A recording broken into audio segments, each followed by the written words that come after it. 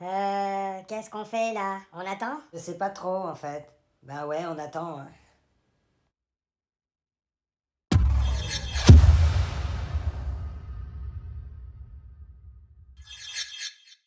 Bonjour à tous, bienvenue sur ma chaîne. Aujourd'hui, je vais vous présenter un modèle d'une marque de lampe dont j'avais entendu beaucoup parler, mais que j'avais jamais eu l'occasion de tester. C'est la marque Wotac A5. Alors avant de faire connaissance avec cette lampe, on va d'abord parler de la marque Wotac. Wotac, a priori, semblerait être une entité de la marque TrueNight. TrueNight qui est déjà une marque de lampes chinoise assez connue, ils font des lampes plutôt tactiques, des lampes de loisirs aussi de bonne qualité et surtout pas très chères. Donc du coup, depuis un certain temps, sur les chaînes US, on a vu apparaître cette marque Wotac qui a l'air d'être vouloir être poussée un peu en avant. Alors je ne sais pas si c'est une marque complètement différente de TrueNight ou si ça appartient à TrueNight, mais en tout cas, il semblerait que ce soit des lampes de plutôt bonne qualité et pas cher du tout. Connaissant la marque TrueNight qui est déjà assez connue et qui est assez réputée pour la qualité de ses lampes, on peut supposer que Wotac donnera toute satisfaction. Si vous faites le tour des chaînes US, vous verrez qu'il y a pas mal de modèles de cette lampe qui sont présentés. Ils ont une gamme assez étendue. Et bon, moi c'est la première fois que j'en ai une entre les mains, donc on verra après les tests ce que j'en pense. Mais en l'occurrence, mes premières impressions sont plutôt bonnes. Les finitions semblent plutôt pas mal. Vraiment, ça a l'air très propre. Elle est équipée de ce qu'on appelle une lentille en peau d'orange, avec une tête... bon, c'est pas une lampe tactique du tout, hein, c'est une lampe loisir, ça. Hein. Avec une tête plutôt bien foutue, sympa. Quand on regarde la lampe sous toutes les coutures, bah non, on voit que il y a un numéro de série qui est inscrit, numéro de fabrication, la marque, le petit cache, c'est une lampe rechargeable, donc le petit cache USB, micro USB, et puis voilà le cul avec la batterie à l'intérieur. Alors, les caractéristiques de cette lampe, elle est alimentée par une batterie au format 26650 de 5000 mAh. Elle est équipée d'une LED de type HXP 70 étoile 1. Alors là, je ne sais pas du tout à quoi ça correspond. La puissance maximum est de 3650 lumens, de 13750 candela, et elle a une portée maximum de 234 mètres. Elle fonctionne sous différents modes. Le mode low qui fait 30 lumens qui va durer 46 heures, le mode medium qui fait 300 lumens qui va durer 10 heures 20 minutes, le mode high qui fait 1750 lumens qui va durer 8 minutes et qui ensuite va descendre. Par contre, ils ne disent pas à combien. Je suppose que ça va redescendre à 300 lumens pendant 140 minutes. Ensuite, elle a un mode turbo qui est à 3650 lumens pendant 3 minutes, qui ensuite va redescendre, je le suppose aussi, à 300 lumens pendant 130 minutes. Elle a un mode Firefly, ils appellent ça, bon c'est un mode Moon, très très faible, très minuscule, qui est de 0,3 lumens et qui dure 37 jours.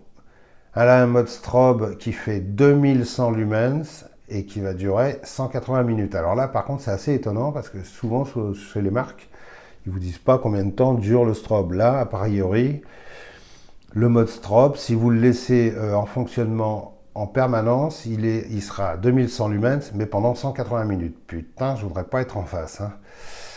Elle est étanche à 2 mètres aux normes IPX8 et elle est anti-choc à 1,50 m. Alors je vous la compare vite fait avec différents modèles de lampes. Là par exemple, vous la voyez avec la Phoenix TK16, avec la Olight Seeker 2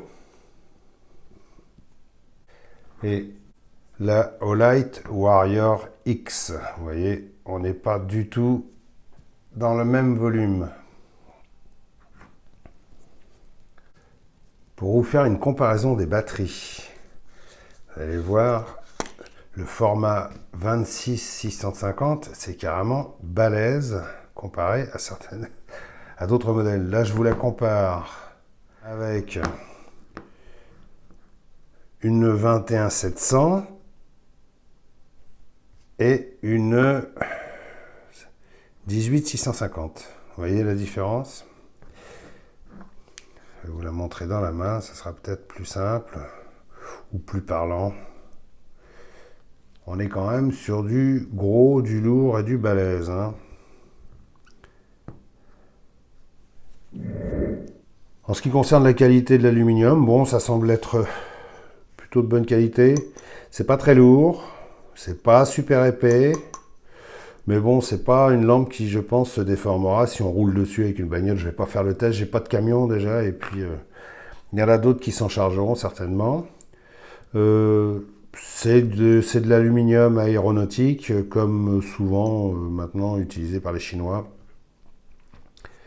avec un gros ressort à l'intérieur, pas de ressort sur la tête, donc ça veut dire que ça ne supportera qu'un seul type de batterie, des batteries avec un bouton qui est légèrement dépassant, voilà. Alors, au niveau de la tenue de la batterie, waouh, faut forcer pour visser, hein. Voilà, au niveau de la tenue de la batterie, ça a tendance à... Il y a un petit peu de jeu latéral quand on tape, mais il y a beaucoup de lampes comme ça, hein. Vous entendez? Voilà, ça veut dire que la batterie se balade un petit peu latéralement comme ça. Par contre, bah oui, comme ça aussi. Forcément, il y a un ressort d'un côté, mais pas de l'autre. Donc, maintenant, de l'autre côté, ce ne sont pas des lampes qu'on jette contre le mur non plus. On a un peu le même problème sur les Phoenix. Ah non, la Phoenix, c'est fait pas aucun bruit. Si, dans ce sens-là. Mais autrement, latéralement, elle ne fait aucun bruit. La Olight. Alors là, les Olight, bon, ouais, voilà. C'est là qu'on voit quand même... je vais vous dire tout de suite le prix de cette lampe. Là, c'est une cinquantaine d'euros. Vous la trouvez sur Amazon ou sur le site de Wotac directement. Je vous mettrai les liens en dessous de la vidéo. Une cinquantaine d'euros, 100, je sais plus combien, 120, 130 euros celle-ci. Voilà la différence, hein. 3 LED, une LED. Système d'optique traditionnel peau d'orange, et là vous avez système de lentilles TIR en verre massif, enfin bref, on n'est pas du tout dans la même catégorie de lampes et pas du tout dans le même ordre de prix. Maintenant, franchement, je trouve ça plutôt pas mal. Bon, les Chinois, c'est vrai qu'ils sont très forts maintenant, ils font des lampes qui sont de toute façon bien finies, de bonne qualité. Ils sont bons pour usiner l'aluminium, comme ça, je les trouve plutôt pas mauvais. Alors, au titre des remarques que je pourrais faire, c'est le bouton que je trouve un petit peu petit. Franchement, je le trouve... il doit pas être facile à trouver quand on a des gants, voire quasiment impossible. Quand on voit par exemple sur la Olight la taille du bouton, déjà la Olight avec des gants, moi je me suis retrouvé en train de tâtonner quand même pas mal. Bon, l'avantage de la Olight, c'est que le seul endroit où il y a le bouton, c'est un endroit qui est plat. Donc ça veut dire que quand on cherche, il suffit de suivre avec le pouce et on tombe forcément sur le bouton. Alors que là, le bouton est sur une partie plate, mais il y a des parties plates un petit peu tout autour. Alors ça participe à l'esthétique de la lampe, mais je suis pas certain que... faudra que je fasse les tests avec des gants.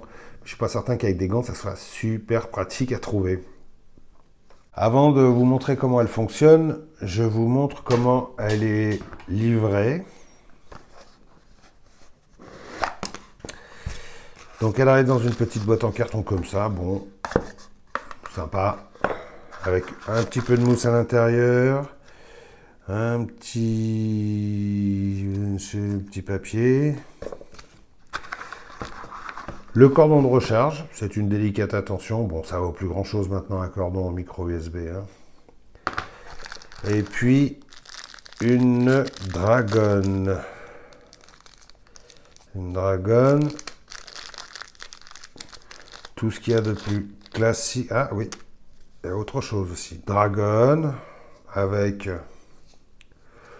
un petit serre-cordon là. Bon, tout ce qu'il y a de plus classique. Et puis, il y a quoi d'autre? Ah bah oui, ça c'est bien d'y avoir pensé, parce que justement, c'est la première idée qui m'est venue. Ils fournissent 2 joints de rechange et un petit capuchon en caoutchouc pour protéger le port micro USB. La première chose qui m'est venue à l'esprit, c'est en voyant le petit capuchon en caoutchouc là, qui protège le port micro USB. Il est un petit peu mollasson. Je pense qu'il tiendra pas longtemps. À force, en rentrant et sortant la lampe comme ça de sa poche régulièrement, je pense qu'il va finir par s'arracher très rapidement. On comprend pourquoi ils fournissent un de rechange. Voilà, et puis c'est tout. Et un petit sachet anti-humidité. Voilà, on remet tout dans la boîte. Le cordon, alors le cordon, je vais le laisser sortir. Et puis la notice aussi.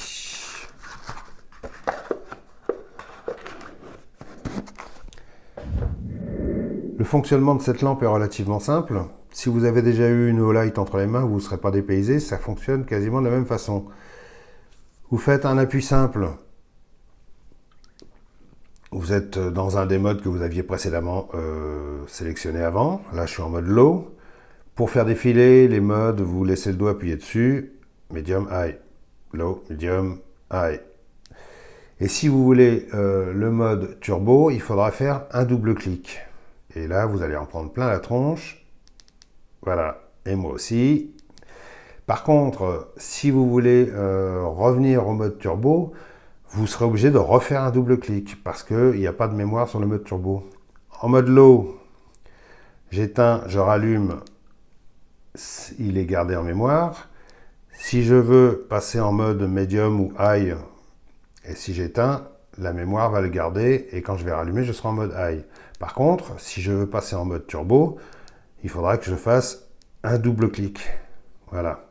Et là, j'en prends plein la tronche et vous aussi. Le mode strobe, il faudra d'abord passer par le mode turbo, c'est-à-dire, je suis, attention les yeux, je suis en mode high, je passe en mode turbo, et si je veux le mode strobe, il faut que je fasse 2 clics de plus. 1, 2, voilà. Le mode Firefly, ou le mode Moon, enfin ils ont tous des noms différents, mode Moon, Firefly, enfin bref, il suffit de faire un appui long. Un appui légèrement prolongé, et là, vous l'avez, les 0,3 lumens. C'est vraiment très très faible, mais bon, dans le noir, il faudra que je teste ça.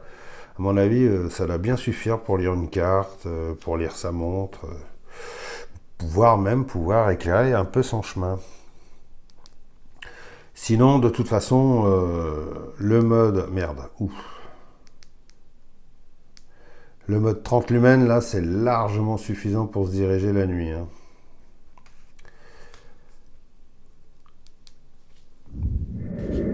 Pour la charge de la batterie,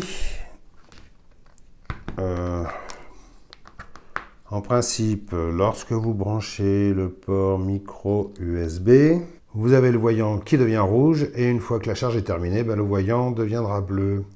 Voilà, je vais laisser la lampe charger pendant un petit moment et on se retrouve pour les tests et les conclusions après. Dans les bruits nocturnes de cette jungle hostile, un homme s'avance en transperçant l'obscurité de son puissant faisceau de lampe. Il est en mode low. Il est en mode medium. Il est en mode high. Il est en mode turbo. Petit à petit, cet homme s'enfonce de plus en plus dans la forêt. Il se sent terrifié en même temps, il se sent rassuré par cette lampe très puissante. Bon, et je vais arrêter mes conneries là. Donc là, je suis à 50 mètres de la caméra, en mode turbo avec la Wotak A5. Une comparaison avec la Olight Seeker 2, qui est une référence en la matière avec ses lentilles de nouvelle génération TIR, là, qui donne un faisceau super homogène, sans bord, sans délimitation. Je trouve ça très agréable à l'œil. Et ici, on a la Wotak A5 qui, elle, est dotée d'une optique plus traditionnelle avec un déflecteur peau d'orange. Et on voit bien que les bords du faisceau sont assez marqués quand même. On voit nettement la différence entre ces deux types d'optiques. Ici, la Olight Seeker 2, qui fait quand même pratiquement le triple du prix de la Wotak. A un faisceau quand même homogène, bien dense, mais large et diffus. Et la Wotak A5 qui n'a pas à rougir du tout, elle est quand même assez puissante aussi, mais un faisceau plus concentré au centre, même avec son déflecteur en peau d'orange, et des bords quand même assez marqués autour. Un très bon exemple de différence de faisceau entre la Wotak A5 et ses 3650 lumens et son optique traditionnelle avec un réflecteur peau d'orange, et la Olight Seeker 2 dotée d'une lentille TIR de nouvelle génération qui efface complètement les bords du halo. En s'éloignant de quelques dizaines de mètres de l'objectif de la caméra, on voit quand même clairement que la Wotak est très agréable à utiliser, elle est puissante, elle a un bon faisceau bien large, bien diffus, d'une belle couleur qui ne fait pas du tout mal aux yeux, qui est très agréable à utiliser. C'est pour ça que je l'ai comparé avec la Olight Seeker 2 qui est sensiblement dans les mêmes coloris, avec un faisceau quasiment, presque pareil. Il y a quand même une différence de génération de lentilles, mais très agréable aussi. Par exemple, avec une caméra grand angle, on voit bien les bords très marqués du faisceau de la Wotak A5 avec son optique traditionnelle, alors que la Olight Seeker 2, avec ses nouvelles lentilles TIR de nouvelle génération, efface complètement les bords des faisceaux. Les conclusions sur cette lampe, comme vous avez pu le constater, c'est plutôt pas mal. Au niveau de son faisceau, c'est assez homogène. C'est pas, évidemment, ça n'aura jamais la qualité des nouvelles lentilles TIR que utilisent beaucoup de marques comme Phoenix ou Olight, parce que ce sont des lentilles qui sont vraiment conçues pour avoir un faisceau extrêmement diffus. Là, c'est quand même une optique assez simple, c'est-à-dire peau d'orange avec une seule LED au fond. Donc forcément, le principe de la peau d'orange, c'est justement d'essayer d'adoucir un peu les contours. Mais je trouve qu'elle s'en tire plutôt pas mal. Pour une lampe de ce prix-là, d'ailleurs les Américains la présentent comme ça. Ils la présentent comme une excellente lampe, une budget flashlight. C'est-à-dire, c'est une bonne alternative aux grandes marques. Si vous voulez une lampe puissante qui, a priori, je pense qu'elle sera fiable. Elle a une bonne réputation au Wotak, c'est la marque montante, donc je pense que c'est une marque qui est relativement fiable. Si c'était de la merde, de toute façon, connaissant les Américains, ils l'auraient vite signalé et elle serait vite tombée aux oubliettes. Donc, comme c'est une marque qui a l'air d'avoir pas mal de succès, je pense que ça va être relativement fiable. Pour une cinquantaine d'euros, on la trouve sur Amazon ou sur leur site, je sais pas. On doit la trouver un petit peu partout, mais je sais que principalement on la trouve sur Amazon. Je vous mettrai les liens.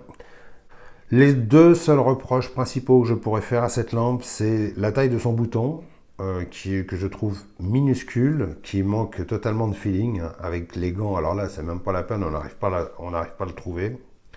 Donc si on a besoin de s'éclairer d'urgence comme ça, en attrapant la lampe, si on doit passer 30 secondes à faire le tour comme ça pour essayer de trouver le truc, puis parfois on a tendance à confondre le petit capuchon en caoutchouc, là on appuie dessus en pensant que c'est le bouton. Donc voilà, les deux reproches que je ferais, c'est bouton un petit peu trop petit, et puis manque totalement de feeling. Et puis le deuxième reproche, c'est le capuchon en caoutchouc qui, à mon avis, ne va pas durer très longtemps, il va vite se barrer. Quand vous aurez rentré et sorti votre lampe plusieurs fois de votre poche, à mon avis, il va s'arracher au passage. Il est franchement mou, voilà. Sinon, cette lampe, ça a l'air d'être plutôt bon. Je pense que je vais l'utiliser pas mal. Et puis surtout, quand on voit cette puissance, quoi, ça envoie bien quand même. Voilà, la visite est terminée. J'espère que ça vous a plu. N'oubliez pas le guide avant de sortir, ou sinon versez-lui quelque chose sur son compte Tipeee. Ah non, merde, j'ai pas de compte, c'est vrai. Et puis mettez une claque sur les fesses de la caissière en partant. Si vous avez des questions, n'hésitez pas, j'y répondrai volontiers. Dites-moi ce que vous pensez de cette lampe, dites-moi si vous connaissez aussi cette marque, si vous la connaissiez, si vous en possédez déjà. Et puis, pour ceux qui ne sont pas inscrits, hein, n'hésitez pas, c'est là que ça se passe. Vous cliquez ici, et puis si cette vidéo vous a plu, vous mettez un petit machin, un petit pouce comme ça. Et puis, je vous souhaite plein de bonnes choses. Profitez de votre nouvelle liberté, enfin de votre renouvelle liberté. N'en abusez pas, profitez de la nature, allez en forêt, gardez les distances de sécurité. Même quand vous parlez à un arbre, laissez 1 mètre entre vous et l'arbre. On ne sait jamais, vous pourriez très bien être contaminé par un arbre. Même quand vous bivouaquez, essayez de bivouaquer pas plus de 10. De toute façon, tout rassemblement au-dessus de 10 personnes, vous serez tous fusillés. Et puis, voilà quoi. Non, mais soyez prudents, soyez raisonnables. On a la chance de pouvoir sortir de chez nous. Il faut être prudent et raisonnable. Comme vous avez pu le constater dès le premier jour du déconfinement, il y a eu tout un tas d'abrutis qui se sont agglutinés dans Paris, enfin, dans pas mal d'endroits. Surtout des jeunes, hein, principalement, qui avaient besoin de se toucher, de se serrer dans les bras, de se congratuler, enfin genre, et puis de picoler aussi apparemment. Hein. Donc voilà, puisque ces jeunes-là se sentent invulnérables et croient que le virus ne passera pas par eux, par contre, ils n'ont pas compris qu'ils peuvent très bien contaminer leurs parents, leurs grands-parents, leurs amis et tous les gens qu'ils croisent. Donc, la prudence réclame qu'on fasse très attention, le virus est toujours là, il est toujours tapis, prêt à nous sauter dessus. Et si on ne veut pas se retrouver reconfiné pendant 2 mois parce qu'il y a des abrutis qui n'ont pas su respecter les règles, franchement, voilà, je pense qu'il faut que tout le monde autour de vous, vous fassiez un petit peu la police et que vous n'oubliez pas, rappelez aux jeunes quand vous les voyez, restez, gardez les distances, putain, c'est pas compliqué, quoi, voilà. Je sais bien que quand on est jeune, on a envie de se toucher, on est là, c'est le printemps, on a envie de se tripoter dans tous les sens. Seulement, il y a une épidémie qui est grave et qui se transmet extrêmement facilement. Ouais, on peut s'en passer pendant un petit peu de temps quand même, voilà. C'est tout ce que j'avais à dire. Salut à tous, à bientôt, ciao ciao. Information coronavirus. Pour vous protéger et protéger les autres du coronavirus, adoptez ces gestes simples. Lavez-vous très régulièrement les mains ou utilisez une solution hydroalcoolique. Toussez ou éternuez dans votre coude. Utilisez des mouchoirs à usage unique puis jetez-les. Si vous êtes chez vous à vous faire chier, allez sur YouTube et regardez la chaîne Le Bout des Lames. Bon, moi j'en ai plein le cul d'attendre, hein. Je crois qu'il viendra plus, je m'arrache. Attends, encore 5 minutes, après on s'en va. Il va arriver. Mets ta gueule, Flipper.